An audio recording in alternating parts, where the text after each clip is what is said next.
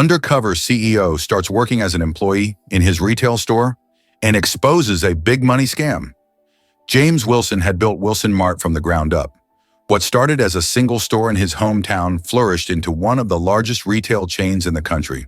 He prided himself on ethical business practices, fair treatment of employees, and customer trust. But lately, something had been off.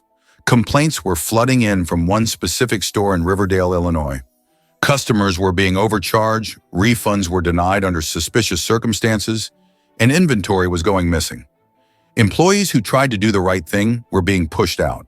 James couldn't ignore it any longer. He needed answers, and he needed them firsthand. Without revealing his true identity, he devised a plan. He would go undercover as a new employee at the Riverdale store. Only by stepping into the shoes of his workers could he see the truth with his own eyes. Dressed in faded jeans, a hoodie, and thick-rimmed glasses, James walked into the store as Jim Walker, a fresh hire. The store atmosphere was immediately off-putting. Shelves were poorly stocked, employees looked exhausted, and customers moved hesitantly, as if they knew something was wrong. The air was thick with tension, a quiet unease settling over the store like a storm brewing beneath the surface. The store manager, Carl, was a stout man in his 40s, with thinning hair and a permanent scowl.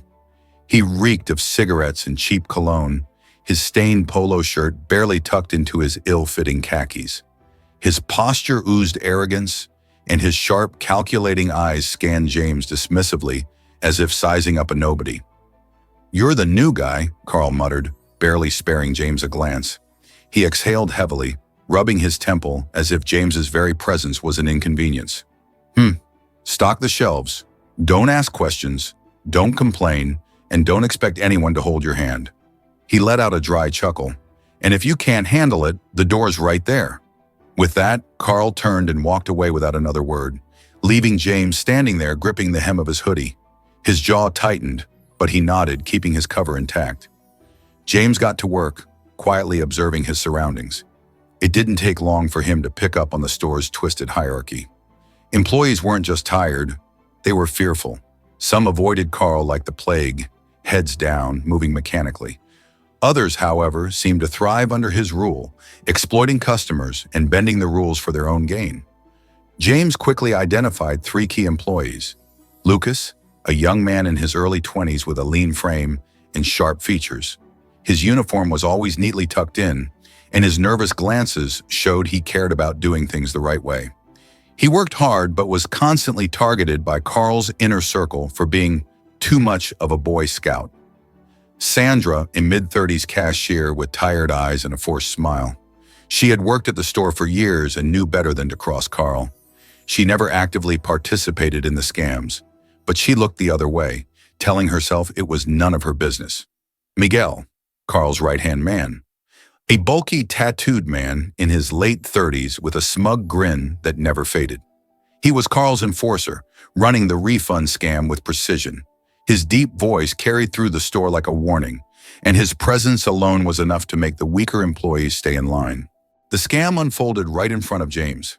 He watched as Miguel processed fake refunds, cash disappearing into his pocket. Customers were overcharged, sold warranties they didn't need, and manipulated into buying things they never intended to purchase. If anyone caught on, they were silenced with intimidation. The entire operation was running under Carl's control, a well-oiled machine of deception. Near the registers, Miguel leaned over to Carl, passing him a handful of cash. Miguel smirking. "Easy money, boss. Another defective laptop refund? No one even asked for a receipt." Carl grinning as he pockets the cash. "That's what I like to hear. Keep 'em coming." A customer, a mother with 2 kids, approaches the register, confused about an extra charge on her receipt. Customer: "Excuse me, I think I was charged for something I didn't buy. This warranty? I never agreed to that." Miguel, fake sympathy: "Oh, I see. Must have been a system glitch, but I can't remove it now. You can file a request online, but it might take a few weeks."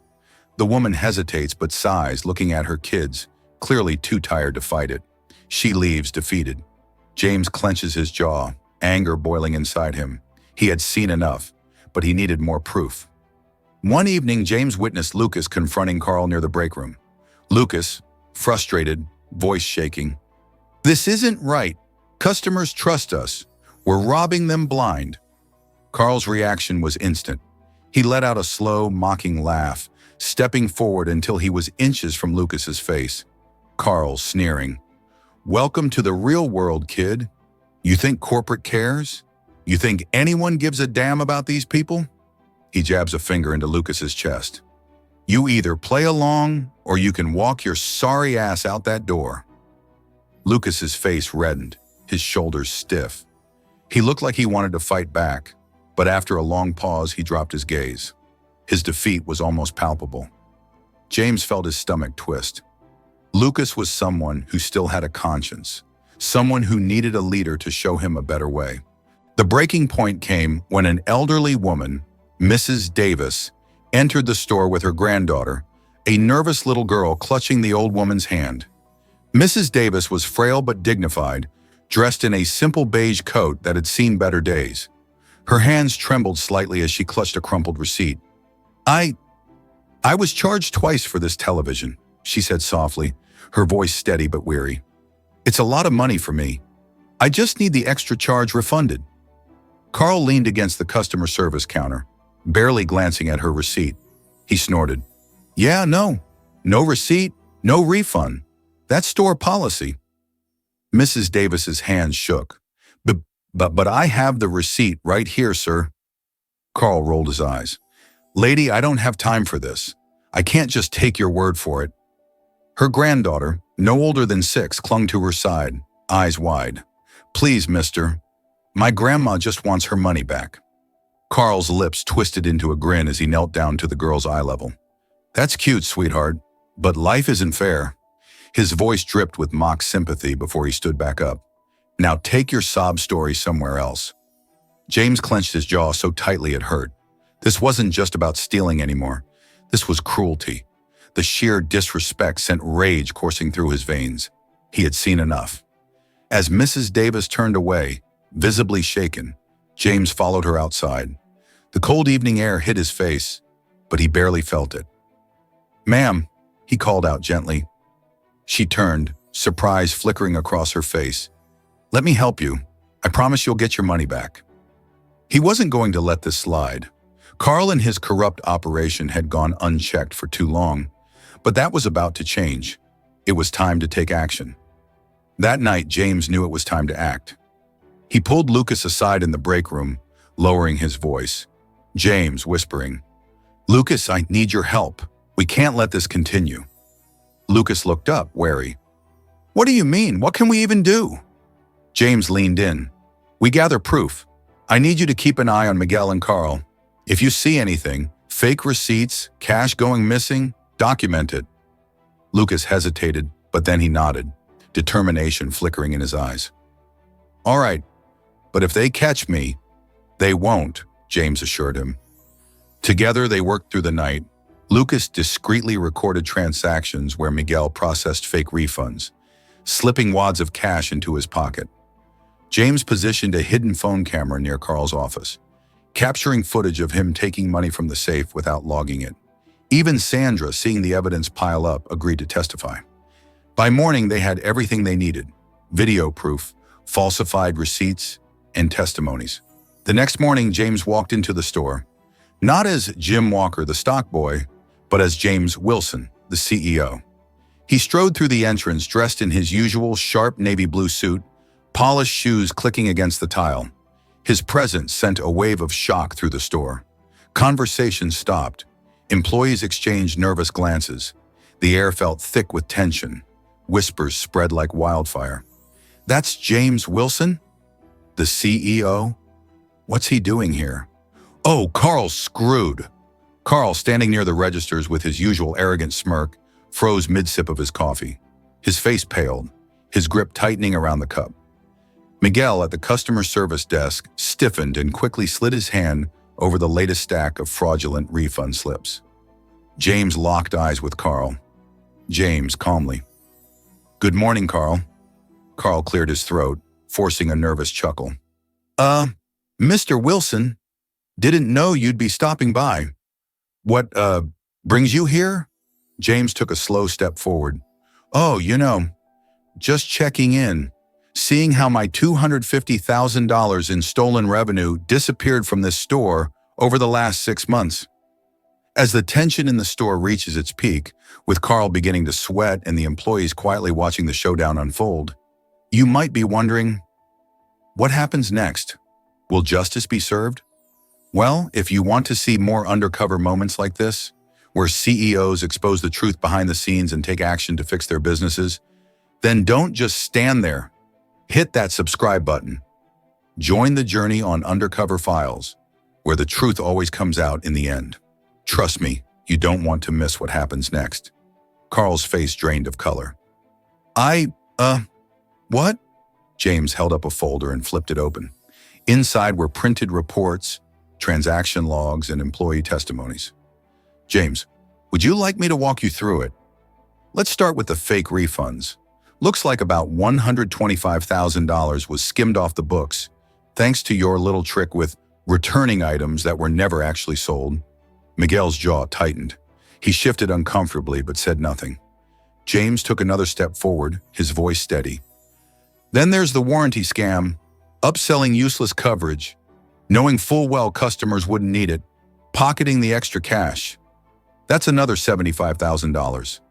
Carl let out a forced laugh, shaking his head. Sir, I think there's some kind of misunderstanding. James cut him off, his voice cold. And then there's the price manipulation. Customers were overcharged, receipts altered, cash pocketed. That's another $50,000. The weight of his words hung in the air. Carl's smirk was gone. His fingers twitched. He looked around as if searching for an escape. Carl, desperate. Look, James, Mr. Wilson, there's got to be a way to, work something out. We're all businessmen here. James's expression didn't waver. Oh, I'm working something out, Carl. You're fired. Gasps rippled through the employees. Carl let out a dry, nervous chuckle. Come on now, let's not be hasty. I mean, you don't want to do this in front of everyone, right? James tilted his head. Why not? You had no problem stealing in front of everyone. Carl's nostrils flared. You can't prove anything, James smirked. Actually, I can. He reached into his pocket and pulled out his phone. He tapped the screen, and Carl's own voice played through the speaker. Welcome to the real world, kid. You either play along or you can walk your sorry ass out that door. A second recording followed. These suckers will believe anything. Overcharge them, push the warranty, and if they complain, just say it's store policy. The employees' faces twisted in disgust. Some of them muttered under their breath. Carl took a step back, his hands trembling. You set me up. James's expression darkened. No, Carl, you set yourself up. Miguel tried to make a quiet exit toward the back. James caught it immediately. James, without looking. Lucas, stop him. Lucas stepped forward, blocking Miguel's path. Lucas, firmly. Not this time. Miguel's shoulders slumped. He knew it was over. Carl's panic exploded into anger. His face turned red as he pointed a shaking finger at James. Carl, shouting, You think this makes you some kind of hero? These people don't care about honesty. You run a company. Profits come first, just like always. James took a deep breath, his voice steady. Wrong. People come first. That's why I built this company. That's why I went undercover. And that's why you're done here. At that moment, 2 uniformed security guards walked in. One of them looked at James. Mr. Wilson? James gestured toward Carl and Miguel. Escort them out. Carl thrashed, trying to resist. No, you can't do this. I made this store what it is. His words were drowned out by the sound of employees clapping. Sandra folded her arms. Good riddance. Miguel didn't fight. He simply shook his head, glaring at James. You'll regret this. James raised an eyebrow. I doubt it. The guards led them toward the exit. Before Carl was pushed out, James leaned in. And by the way, your little deal with suppliers? That's under investigation too. Carl's face twisted with terror. And then they were gone. The store felt different, lighter. But James wasn't done. He turned to the employees, his voice firm yet encouraging. This store will be a place of honesty and fairness. Anyone who wants to work in a company with integrity is welcome to stay. But if you're here to cheat and steal, leave now." Silence. Then cheers erupted. Sandra wiped a tear from her cheek. "About time," she murmured. James reached into his pocket and pulled out a check. "Mrs. Davis?" The elderly woman stepped forward, looking uncertain. James handed her the check. "This is for the money that was stolen from you. And then some." Tears welled in her eyes. I don't know what to say." James smiled. "Just keep shopping here. I promise things are going to change." Mrs. Davis clutched the check to her chest, nodding, her lips trembling with emotion. James turned to Lucas. "You tried to do the right thing. You stood up when no one else would." He extended his hand. "From now on, you're the store manager." Lucas's eyes widened. "Me? But I—" He took a deep breath. "I won't let you down, sir." James clapped him on the shoulder. "I know you won't." The store had been saved, but more importantly, its people had been saved. As James walked through the store, shaking hands with employees and smiling at customers, he knew his company was back on the right track.